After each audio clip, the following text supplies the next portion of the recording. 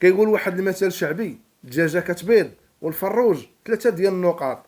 الجزائريين والسنغاليين بالخبث اللي عطاهم الله عياو ما يعبئوا في السنغاليين وما يحرشوا فيهم بهذه العباره باش يبقاو شادين في هذيك الكاس وما يسلموهاش للمغرب، لدرجه ان رئيس الاتحاد الافريقي في اول خرجه اعلاميه قال ان السنغال هي اللي فازت باللقب وان الكاس غادي يبقى في السنغال. المشكله ومن بعد 48 ساعه كنشوفوا ان السنغاليين تقلبوا 120 درجه. رئيس الاتحاد السنغالي عبد الله فار خرج بتصريح ثاني كيقول انهم استسلموا للقرارات ديال الكاف وانهم غادي يسلموا الكاس والميداليات للمغرب، وهذا الشيء ما جاش غير هكاك، لانهم عارفين ان اللجوء ديالهم للطاس غادي يحرمهم من نسخه ولا 2 ديال النسخ ما يشاركوش فيها كاس افريقيا، وربما تكون عقوبات ديال التوقيف حتى اللاعبين وحتى المدرب وغرامه ماليه للاتحاد السنغالي.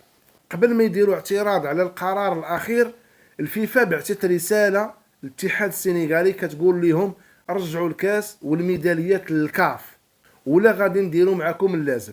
هذا الشيء كيخلينا نفهموا حاجه وحده، ان السنغال ما غاديش ترجع الكاس والميداليات للكاف لانها التزمت بالقرارات ديال الكاف، ولكن خوفا من الفيفا ومن العقوبات. بارطاجيو الفيديو.